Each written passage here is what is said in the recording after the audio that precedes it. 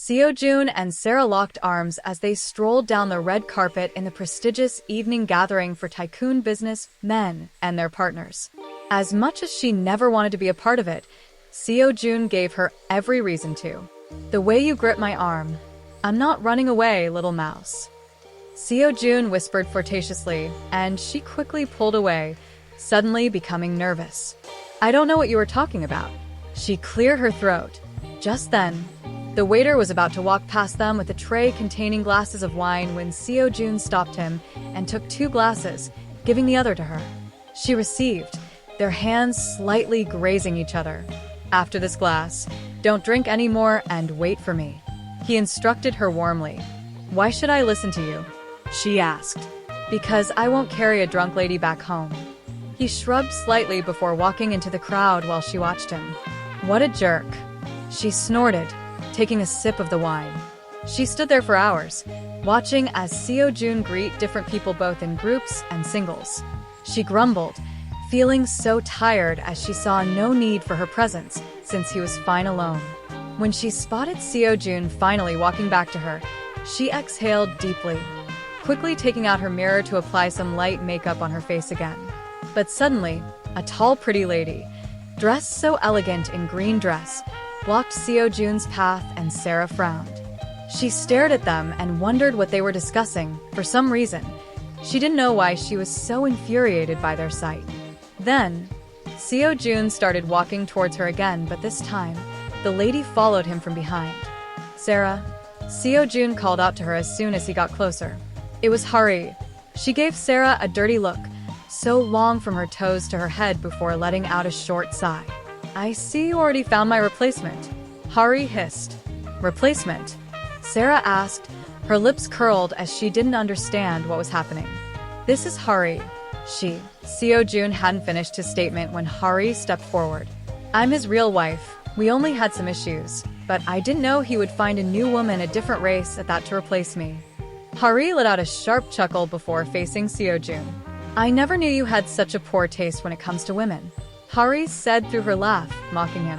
Sarah, who had been quiet, silently gripping the glass, angrily threw the content at Hari, the water splashing her face, instantly ruining her makeup.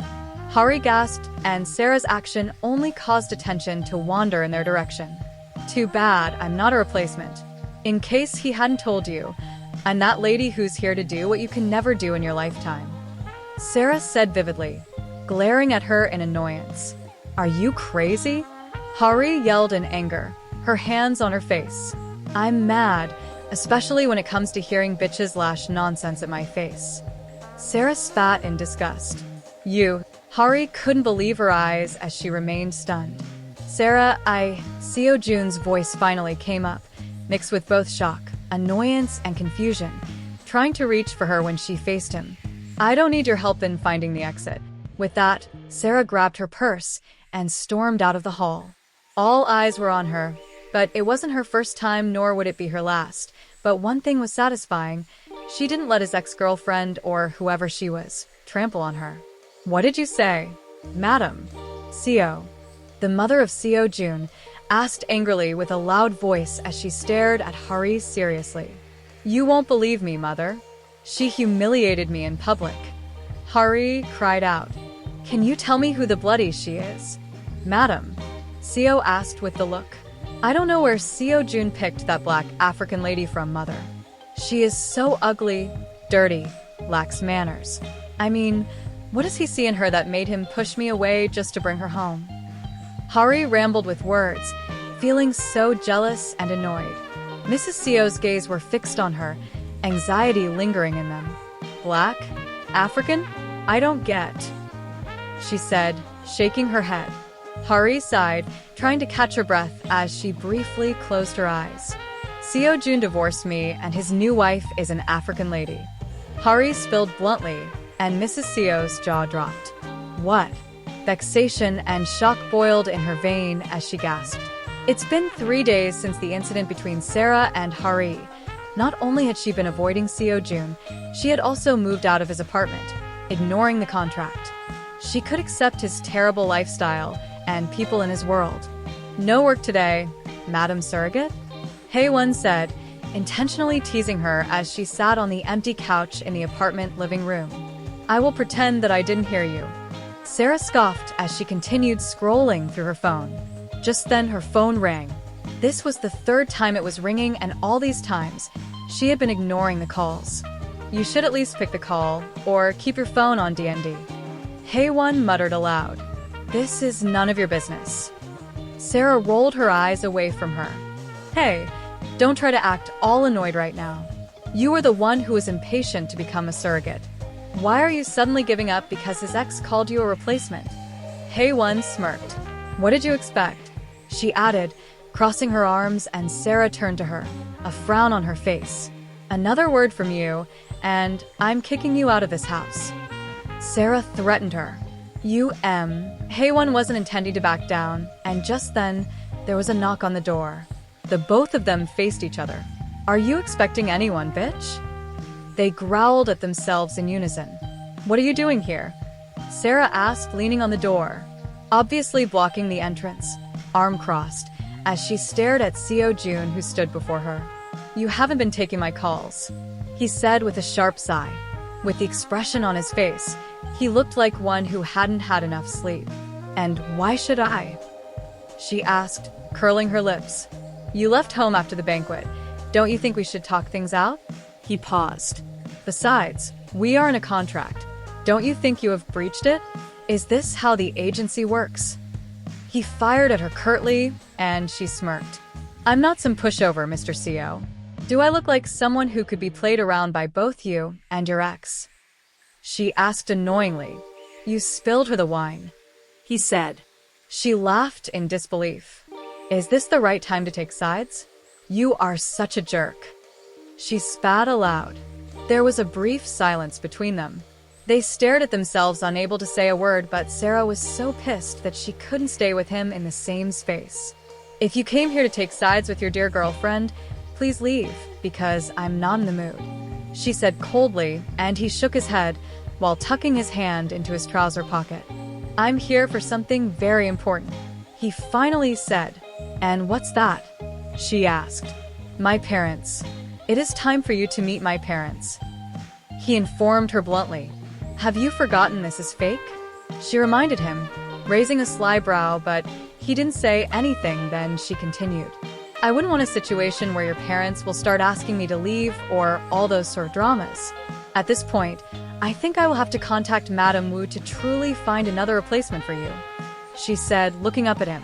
"I can't push through with this," she added seriously, and he took a step closer, looking broken and sad at the same time. "This contract started with you, and I'm unwilling to accept another woman," he whispered. "You have choices now, Mr. Seo. I'm walking away," she said. "I don't think that's a decision for you to make. Our contract is still valid, which means my voice counts." He wiggled his brows, speaking warmly. "I don't want to banter with you, Mr. Seo. A surrogacy contract with an African lady? I mean, even a marriage contract sucks. Can you stop mocking me?" She questioned him in disgust. "Just until I'm able to keep them off my back. Stay with me, Sarah," he whispered, their gaze locked, his eyes playing a role at dismantling Sarah's wall. "I hope I don't regret this," she muttered. The tension in the room was palpable as Seo-jun and Sarah sat across from his parents in the gigantic, well-furnished living room. With them was Hari, who constantly shot Sarah irritable stares. "This is Sarah, the lady I married. I felt it's ethical to make a proper introduction," Seo-jun said, breaking the silence, and his parents scoffed. "Is something wrong with your thinking upstairs?" his father asked, disgusted. "What do you mean, father?" Seo-jun raised an anxious brow, his eyes on them. "Out of all the pretty ladies in Seoul, she's the only one you find eligible to be your wife?" his father asked cryptically, and he smirked. "She is the best choice," he began, "especially when it comes to breaking loose from your worries," he added. "Hey, young lady." Seo-jun's mother's voice finally came up, suddenly too friendly as she faced Sarah. "If you know what's best for you, walk away. Leave my son alone. There is no future here for you," his mother warned her seriously. "That's left for your son to decide. I can't leave at will," Sarah said coldly. How dare you speak to my mother-in-law in that tone? Hari screamed in annoyance, but Sarah awfully ignored her. Seo-jun, if you refuse to get married to Hari, count yourself out of the family tree. His father stood up. I will start by making a public announcement in tomorrow's board meeting. His father added curtly, I thought you cared only about the company's profit. When did you get so interested in my married life? He asked, looking up at his father. I would rather be a laughingstock by going bankrupt than being called the father-in-law of a low-class African lady. His father sneered in anger, and without another word, he stormed out of the living room. If you know it's best, leave. His mother hissed at Sarah's face as she followed her husband. Hari shared sad glances with Seo-jun before rushing out with his parents. There was a brief silence in the room. None of them said a word or glanced in each other's direction, and shortly, after a deep exhale, Seo-jun advanced out of the mansion and Sarah followed him from behind. I think we are. Sarah and Seo-jun staggered into the mansion living room, looking completely wasted. Immediately, Seo-jun's old maid rushed out. Sir, she cried out on seeing the mess. This was the first time she was seeing her master in such state. The smell of alcohol stinked the air as she rushed over to them. By this time, Seo-jun and Sarah were already lying roughly on the rugged ground. Sir, should I take you to your room? She requested courteously. He shook his head, obviously drunk. I'm fine. He waved his hand in the air, and after a long look at him, she sighed and returned to her room. Seo-jun tossed to the side, and his face met with Sarah. Her eyes fluttered, not steady, not wavy. He looked at her for a long time before swallowing the lump in his throat. Do you think I can be able to take down my parents? He whispered, and her gaze suddenly became still, staring at him. I don't plan on leaving you, Seo-jun, except you push me away. She replied back. Slowly, he cupped her face. I want you in my world, Sarah. I mean it. Even my parents won't be able to come between us. He assured her warmly. Are you sure? A small smile formed on her face as he closed the gap between them, kissing her deeply and passionately. Sarah closed her eyes, burying herself in the kiss. His lips were so soft and succulent, their tongue twirling around each other. His hand wrapped her neck, pulling her closer as their lips became so tight, causing them to kiss roughly and hungrily. Sarah let out lewd moans, her hands grazing all over his sexy body, wanting more of him. They continued these actions roughly and passionately until their clothes were stripped. Seo-jun was suddenly above her, and everything faded in black.